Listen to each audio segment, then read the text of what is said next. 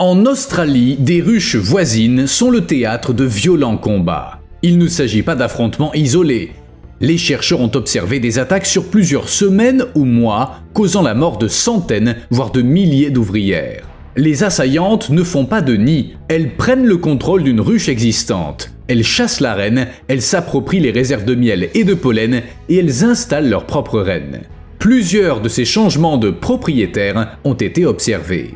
Des études menées sur des centaines de ruches ont permis de relever des dizaines de cas d'une espèce s'emparant de la propriété d'une autre. En d'autres termes, il s'agit d'usurpation.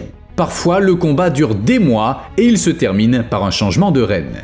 C'est pas des rumeurs ou une anomalie locale, mais un comportement confirmé par des observations, des expériences et des rapports d'apiculteurs. On va tâcher de tirer ça au clair. Vous savez sûrement que les abeilles pollinisent tout ce que vous mangez, fruits, légumes, plantes, tout ce qui fleurit. Ah, tenez, regardez ça. On doit déguerpir, vite, ou c'en est fini de nous. Mais chef, on a déjà perdu cette ruche 10 fois. Pas de panique, on reviendra, plus forte que jamais. Cette ruche n'est plus une ruche. Les abeilles se battent et se la reprennent les unes aux autres. Qu'est-ce que je suis censé faire ? Au lieu de miel, j'ai des abeilles mortes. Ras-le-bol. Au diable tout ça. Mais ça va pas, espèce de malade.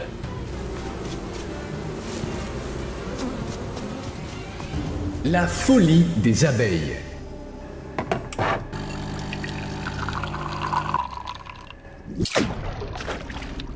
Voici un rappel discret de faire un petit quelque chose sous la vidéo. Bien. L'apiculteur qu'on vient de voir s'appelle Kai Gershaw et voici ses propos. J'élève des abeilles sans dard dans ma cour. D'habitude elles sont calmes, elles pollinisent le jardin et elles produisent un peu de miel. Mais un jour, je suis sorti et j'ai vu un énorme essaim au-dessus de la ruche. Quant au sol, il était couvert d'abeilles mortes. C'était la guerre. Une autre colonie essayait de prendre le contrôle de ma ruche. Elles se battaient à mort, se mordant et tombant au sol.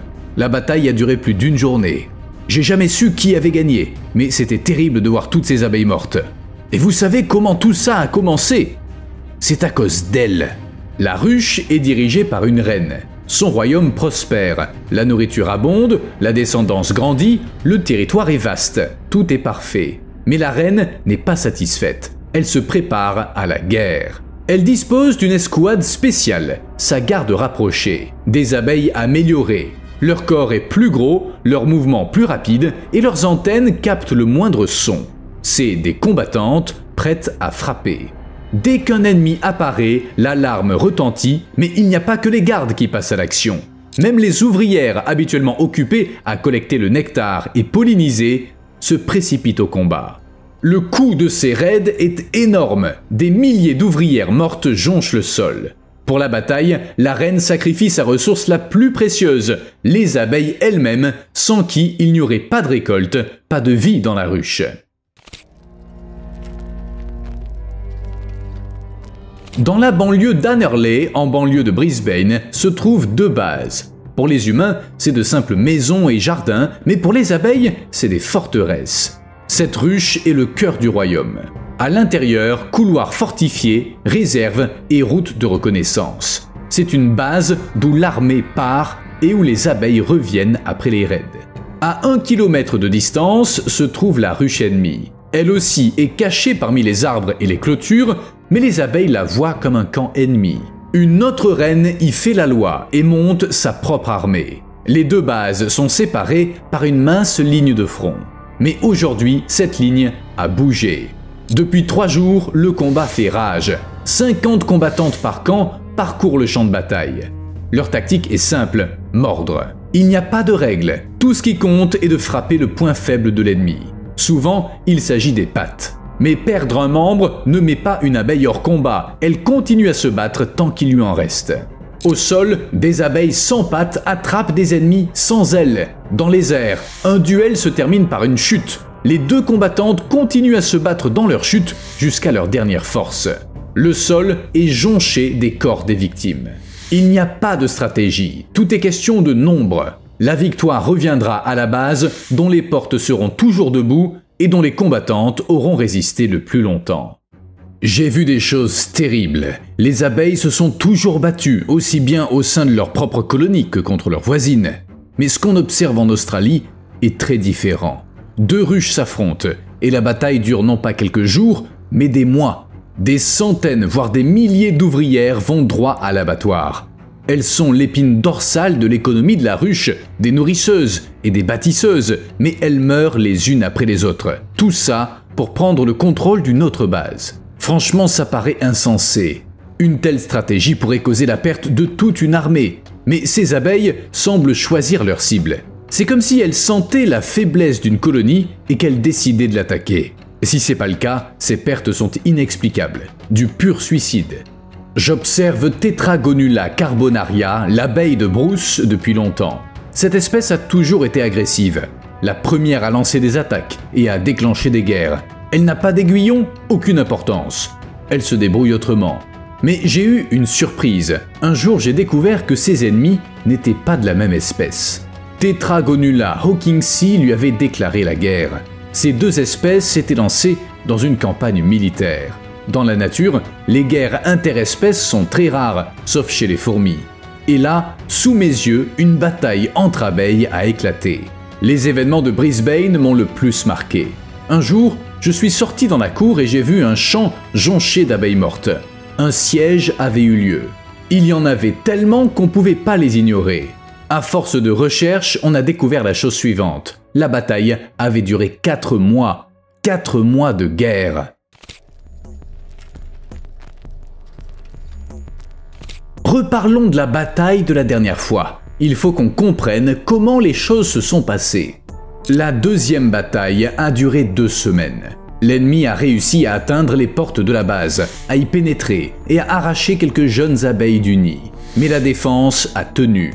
La colonie a réussi à garder le contrôle de la forteresse.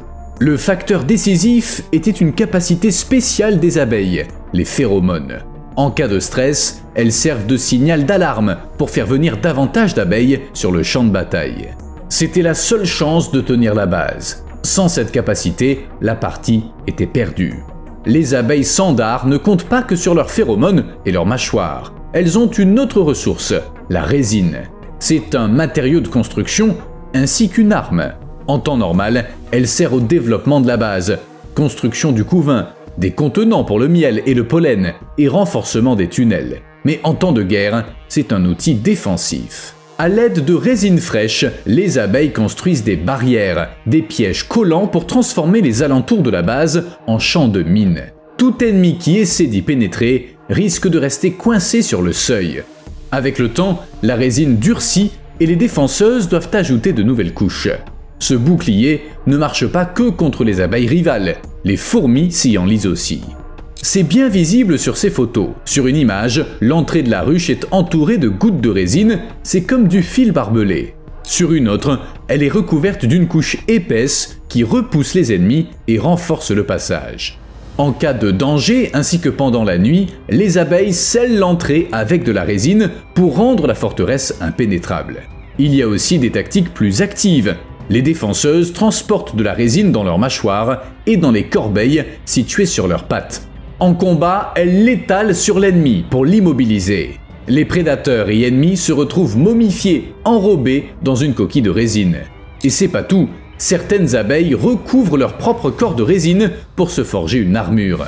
Ces combattantes sont terrifiantes et les prédateurs s'en tiennent à distance. Voici maintenant un fait très intéressant découvert récemment et qu'on va étudier en détail. J'ai remarqué quelque chose de bizarre pendant une bataille. D'habitude, les abeilles sandars ont un système clair. Elles se reconnaissent à l'odeur. C'est comme un système de reconnaissance. Un allié apparaît vert, un ennemi rouge.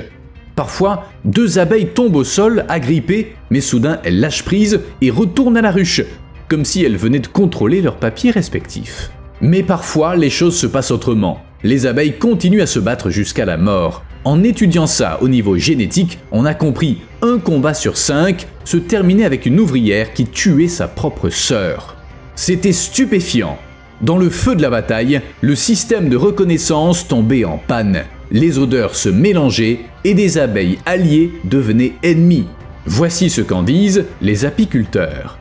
Vous savez, ce qui est dingue, c'est de voir qui se bat. Les femelles s'entre-déchirent, pendant que les mâles se désintéressent de la situation. Ils se tiennent sur les branches voisines, comme si rien ne se passait. On pourrait se dire, quand même, ils vont finir par intervenir, se jeter dans la bataille. Mais non, pas le moindre geste. Ils attendent l'issue du combat, après quoi ils vont voir la reine comme si de rien n'était. C'est comme ça à la guerre. Certaines abeilles se battent à mort, pendant que d'autres regardent et attendent que tout soit fini. La troisième bataille a été la dernière. Le siège a duré 6 jours. Plus d'1 millier d'ouvrières sont parties au combat. La première vague s'est fracassée contre les murs. La deuxième a percé les défenses. Et au 6e jour, la base était prête à céder. L'ennemi a enfoncé les portes. Les envahisseuses ont déferlé, traînant ouvrières et jeunes hors des cellules et les laissant mourir au sol. Perte totale, plus de 1400 jeunes mâles et femelles. La défense n'a pas tenu. La campagne s'est terminée par la chute de la base.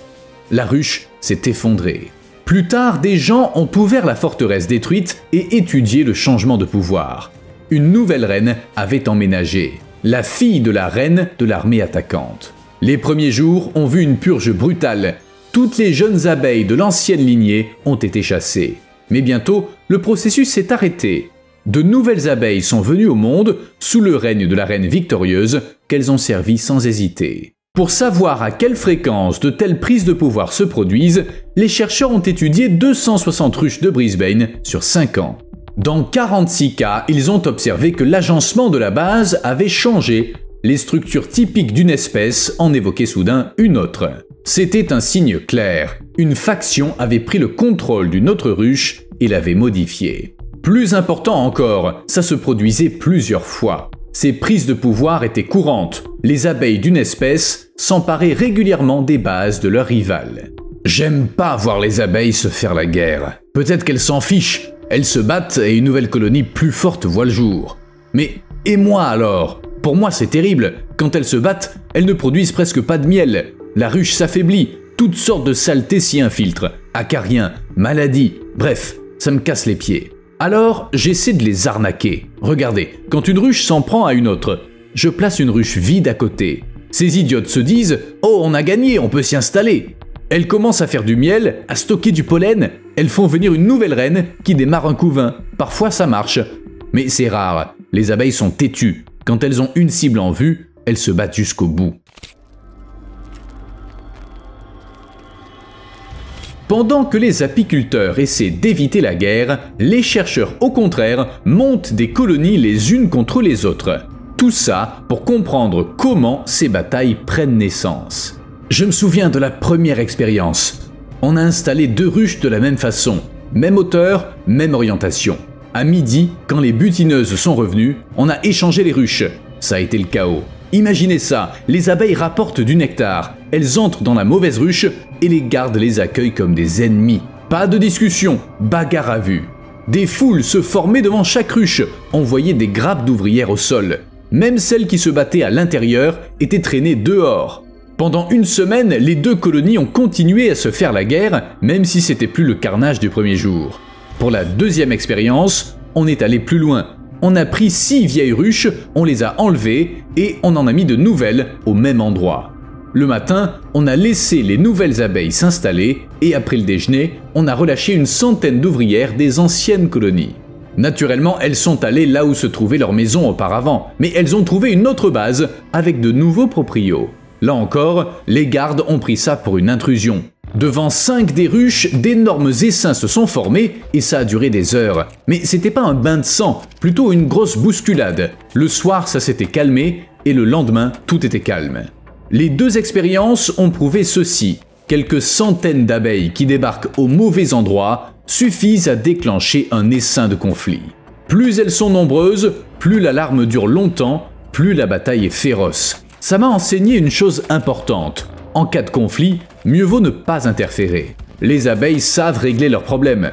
La colonie la plus faible disparaît et la plus forte prend sa place. Et les autres abeilles? Eh bien, il n'y a pas que les abeilles australiennes sans dard qui se battent. En Amérique du Sud, il existe des abeilles un peu spéciales. Les Lestrimellita. Elles sont faites pour de tels raids. Elles récoltent pas de pollen, elles transportent pas de nectar, les fleurs leur servent à rien. Elles n'ont pas d'économie, elles ne connaissent que la bagarre. Leur style est simple, elles repèrent une base, elles y pénètrent et elles pillent les provisions. Elles prennent tout, miel, pollen, propolis. Elles ne construisent même pas leur propre nid. Pourquoi gaspiller de l'énergie à ça quand on peut s'emparer de celui de quelqu'un d'autre? Cette stratégie est si bien ancrée en elles que l'espèce a perdu ses corbiculas, les corbeilles à pollen sur leurs pattes. Elles n'en ont plus besoin. Les abeilles Lestrimellita n'ont même plus de butineuses, plus que des soldats. Leur vie n'est qu'un long pillage. Tout commence avec les éclaireuses. Elles tournent autour des portes de la base, elles font des allers-retours, elles repèrent les points faibles. Puis, une éclaireuse laisse son odeur quelque part, une marque olfactive. Pour les autres, c'est un signal. Frappez ici. Quelques minutes plus tard, le raid commence. D'abord, un petit groupe, puis de nouvelles vagues se joignent au combat. Des dizaines d'abeilles se ruent sur l'entrée de la base, jusqu'à en percer les défenses. Aux portes, les gardes leur barrent le passage. Elles s'accrochent, elles interceptent les ennemis, elles les attrapent par les ailes et les pattes. Mais les mâchoires des attaquantes sont plus fortes. Elles déchirent les ouvrières en approchant de la base. Le combat fait rage à l'entrée. Les gardes tiennent leur position, mais vague après vague, l'ennemi pousse de plus en plus fort. Qui plus est, ces raids se poursuivent après la première attaque. Parfois, ils durent des heures et pour certains, des semaines. Les attaques s'enchaînent jusqu'à ce qu'il ne reste que des cellules vides. Les ouvrières sont massacrées, les réserves saccagées et les attaquantes s'envolent à la recherche d'une nouvelle cible. Payer un tribut pourrait s'avérer une meilleure option. Vous me devez un like. À plus.